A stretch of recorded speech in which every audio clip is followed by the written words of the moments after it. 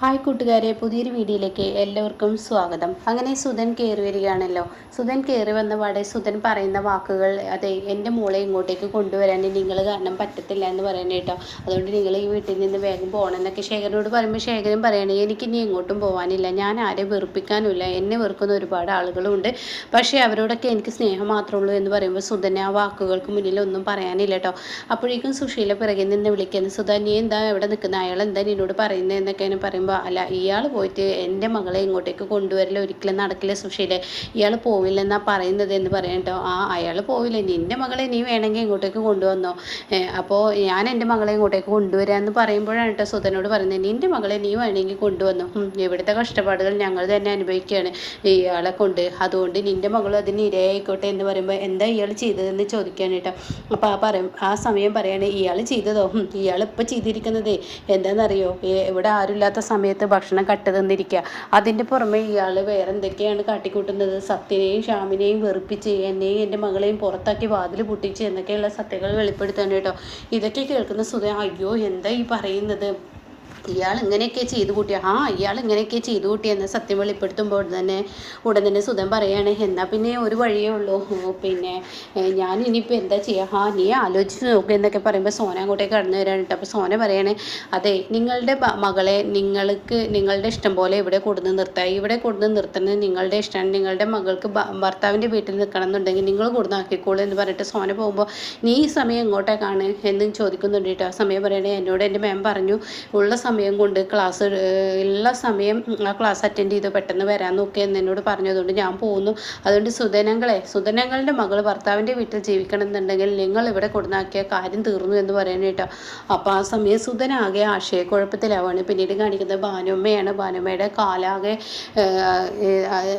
വേദനിച്ച് ഭാനുമ്മ കിടന്ന് പൊളയുകയാണ് കേട്ടോ. വേദന കൊണ്ട് എനിക്ക് സഹിക്കാൻ വയ്യ ഈശ്വര, എന്നോട് എന്നാൽ ഈ ചതി ചെയ്തില്ലേ, എനിക്ക് സഹിക്കാൻ വയ്യ എന്നൊക്കെ പറയുമ്പോൾ അനുപമയും ഇന്ദ്രനെ കയറി വരികയാണ്. അപ്പോൾ അവർ കാണുന്ന കാഴ്ച ഡോറ് തുറന്നു കിടക്കുന്ന കേട്ടോ. കാണുമ്പോൾ തന്നെ അവർക്ക് എന്താ ഇപ്പോൾ ഇവിടെ സംഭവിച്ചിരിക്കുന്നതെന്ന ആ പന്തികേട് കൊണ്ട് അവർ നോക്കുന്നുണ്ട് കേട്ടോ. അപ്പോൾ സമയം ഉടൻ തന്നെ ഭാനുമ്മ എന്തിനാണ് നിലവിളിക്കുന്നത്, എൻ്റെ കാല് പോയി, എന്നാലും എന്നോട് ഈ ചതി ചെയ്തില്ല എന്നൊക്കെ പറയുമ്പോൾ, എന്താ ഇവിടെ പ്രശ്നം ഉണ്ടായിരിക്കുന്നത്, ഗേറ്റൊക്കെ തുറന്ന് കിടക്കുന്നത് കാണാനുണ്ടല്ലോ, എന്താ ഇവിടെ ഉണ്ടായിരിക്കുന്നത് എന്നിങ്ങനെ നിർത്താതെ ചോദിക്കുമ്പോൾ പറയണം, അതൊന്നും പറയണ്ട, എന്നോട് ഈ ചതി ചെയ്തിരിക്കുന്ന സുശീലയും വിനയനും കൂടി നിങ്ങൾ പോയതിന് ശേഷം ഇവിടോട്ട് വിനയൻ്റെ മക്കളെ കാണാനെന്ന് പറഞ്ഞ് ഇങ്ങോട്ടേക്ക് വരികയും പിന്നീട് ചോക്ലേറ്റ് കൊടുക്കുക എന്ന് പറഞ്ഞ് വണ്ടിയിൽ ഇരുത്തുകയും പിന്നീട് പോകാൻ അവൻ ഒരുങ്ങിയപ്പോൾ ഞാൻ വണ്ടിയുടെ മുന്നിൽ കിടക്കുകയും അപ്പോഴാണ് സുശീല വന്നിറങ്ങിയത്. സുശീല പിന്നീട് എന്നോട് പറഞ്ഞു, ഭാനുമ്മേ നിങ്ങൾ ഈ വേണ്ടാത്തത് നിൽക്കണ്ട, അവൻ്റെ മക്കളെ കൊണ്ടുവന്ന് നിങ്ങൾക്ക് എന്താ നീരസം എന്ന് ചോദിക്കുമ്പോൾ ഞാൻ പറഞ്ഞു, അവൻ്റെ മക്കളെ കൊണ്ടുപോകാം, പക്ഷേ അത് എന്നെ ഏൽപ്പിച്ച ആളുകളുടെ മുന്നിൽ വെച്ച്, അല്ലാതെ ഇവിടെ വീട്ടിൽ ആരും ഇല്ലാത്ത സമയത്ത് അതിക്രമിച്ച് കൊണ്ടുപോകാൻ ഞാൻ സമ്മതിക്കില്ല. അപ്പോൾ മക്കൾ കരയുന്നുണ്ട് കേട്ടോ. അപ്പോൾ ഈ സമയം ഉടൻ തന്നെ സുശീല പറയണേ, നിങ്ങൾ എന്തിനാ ഭാനുമ്മ ആവശ്യമില്ലാത്ത കാര്യങ്ങളിൽ ഇടപെടുന്നത്, ഇല്ലടി സുശീല ഇടപെടും, നീ എന്തിനാടി, നീയും ഇവനും കൂടി ഒത്തുചേർന്നിരിക്കുകയാണല്ലേ, രാവിലെ നീ ഇങ്ങോട്ടേക്ക് വന്നപ്പോൾ തന്നെ എനിക്കൊരു പന്തികേട് തോന്നിയതാണ്, എന്നാൽ ഇപ്പോൾ നീ വീണ്ടും വന്നപ്പോൾ എനിക്ക് മനസ്സിലായി, അപ്പോൾ നീ ഇവനെ ഒത്താശ ചെയ്ത് കൊടുക്കുകയാണല്ലേ എന്നൊക്കെ ഇങ്ങനെ പറയുമ്പോൾ ഉടൻ തന്നെ സുശീല പറയണം, അവൻ്റെ മക്കളെ കൊണ്ടുപോകണമെന്നുണ്ടെങ്കിൽ നിങ്ങൾ എന്തിനു നീരസം നിൽക്കുന്നത് എന്നൊക്കെ ഇങ്ങനെ പറഞ്ഞിട്ട് പെട്ടെന്ന് അവിടെ നിന്ന് മാറ്റി നിർത്തുകയാണ് കേട്ടോ.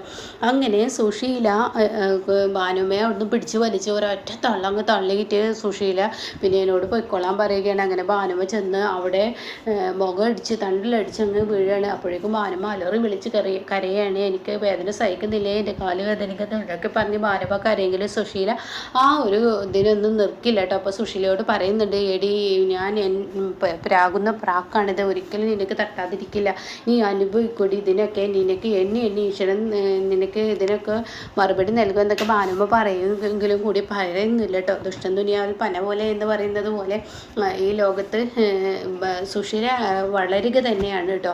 ഇതേ സമയം ഈ കഥകളെല്ലാം കേട്ടാൽ ഇവർക്കാകെ സങ്കടം തോന്നുകയാണ്. അപ്പോൾ ഉടൻ തന്നെ എൻ്റെ മക്കളെ നിങ്ങളൊന്നും ഇങ്ങോട്ട് പിടിച്ചിരുത്തും എന്നൊക്കെ പറയുമ്പോൾ, ഇല്ല ഇന്ദ്രേട്ട ഒരു ടാക്സി വിളിച്ചു വന്നേ, ഭാനുമ്മയെ ഡോക്ടറെ അടുത്ത് കൊണ്ടുപോകട്ടെ എന്നൊക്കെ ഇങ്ങനെ പറയുമ്പോൾ ഭാനുമ്മ പറയണതൊന്നും വേണ്ട, എനിക്ക് നീണ്ടു നിവർന്നൊന്ന് കിടന്നാൽ മതി, അപ്പോൾ എൻ്റെ വേദനകൾക്കെല്ലാം ശമനം കിട്ടും, അതുകൊണ്ട് നിങ്ങളൊന്ന് പറഞ്ഞത് കേൾക്ക്, എനിക്ക് നീണ്ടു നിവർന്ന് കിടന്നാൽ മതി എന്ന് പറയാൻ കേട്ടോ. ആ സമയം ശരി, ആയിക്കോട്ടെ എന്ന് പറഞ്ഞിട്ട് ഇവർ രണ്ടുപേരും ഇങ്ങനെ പിടിച്ച് കിടത്താണ്. എന്നിട്ട് അനുപം പറയുന്നുണ്ട്, ഇന്ദ്രേട്ട തൽക്കാലം ഇവിടെ ഇന്ദ്രേട്ട ഇവർക്കൊപ്പം നിൽക്ക്. കാരണം എന്താണെന്ന് വെച്ചാൽ ഞാൻ ഇവർക്ക് കുടിക്കാൻ എന്തെങ്കിലുമൊക്കെ ഉണ്ടാക്കി കൊടുക്കട്ടെ, അതിന് ശേഷം ആവാം. അപ്പോൾ അനുപം പറയണ, മക്കളെ എന്നെ ഏൽപ്പിച്ച മാഷിനോട് ഞാൻ ഇനി എന്ത് ഉത്തരം നൽകും? അപ്പോൾ ഇന്ദ്രൻ പറയണ, അങ്ങനെ വിനയനെ അങ്ങ് വിടുന്നില്ല. വിനയൻ ഇവിടുന്ന് കുഞ്ഞുങ്ങളെ കൊണ്ടുപോയിട്ടുണ്ടെങ്കിൽ തിരിച്ച് അങ്ങ് ഇവിടെ തന്നെ കൊടുന്നാക്കാനും എനിക്കറിയാം. അതൊക്കെ ഈ വിനയന് നന്നായി അറിയാമെന്ന് പറയാൻ കേട്ടോ. അപ്പോൾ ആ സമയം ഇവരെല്ലാവരും കൂടിയിട്ട് വിനയൻ ഇനിയിപ്പോൾ എന്താ കുഞ്ഞിനെ ചെയ്തിട്ടുണ്ടാവുക എന്നുള്ള പേടിയുണ്ട് കേട്ടോ ഭാനുമൊക്കെ.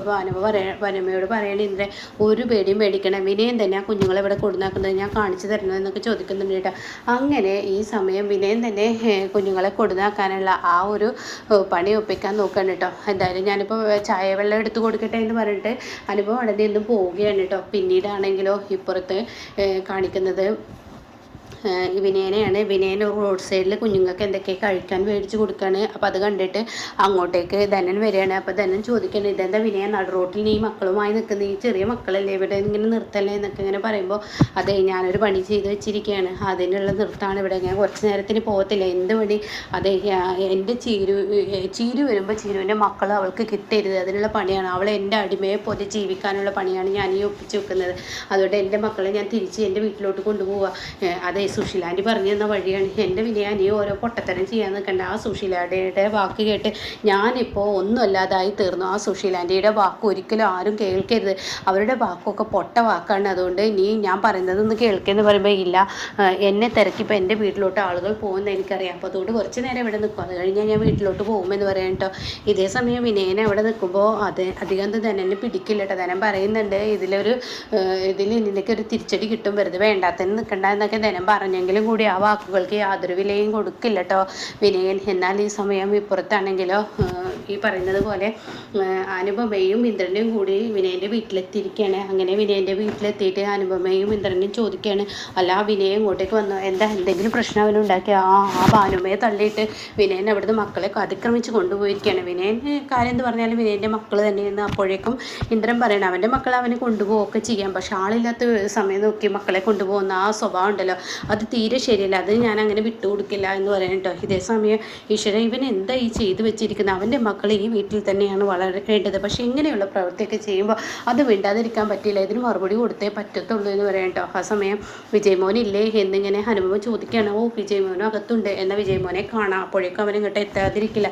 അയ്യോ എൻ്റെ പെൺമക്കളെ ഇനി എന്തെങ്കിലും കാട്ടിയിട്ടുണ്ടാവോ? അപ്പോൾ ഇന്ദ്രൻ ചോദിക്കുന്നുണ്ട്, നിങ്ങൾ അറിഞ്ഞിട്ടാണോ? അയ്യോ ഞാൻ ഒരിക്കലും അറിയില്ല, എൻ്റെ മക്കളെ ഇങ്ങോട്ടേക്ക് കൊണ്ടുവരേണ്ടത് എൻ്റെ ആവശ്യം തന്നെ, പക്ഷേ എൻ്റെ മക്കളെ ഇങ്ങനെയൊക്കെ ചെയ്തിട്ടുണ്ടാവോ ഈശ്വര, എനിക്ക് പേടിയാവുന്നു എന്നൊക്കെ വിനയനെ കുറിച്ച് ലതിക പറയുന്നുണ്ട് കേട്ടോ. ആ സമയം ഉടൻ തന്നെ വിജയമോനില്ലേ ആ അകത്തുണ്ട്.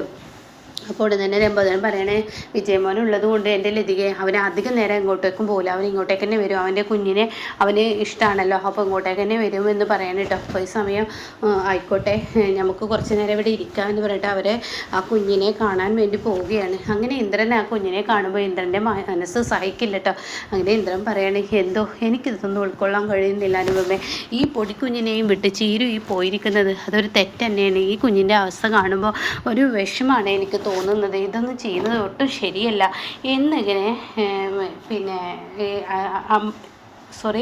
അനുപമയോട് പറയുമ്പോൾ അനുപമക്ക് അതിനൊരു ഉത്തരമില്ല കേട്ടോ. അപ്പോൾ ഇങ്ങനെയൊക്കെ ഒരു എപ്പിസോഡാണ് ഇപ്പോൾ ലാസ്റ്റ് വന്നിരിക്കുന്നത്.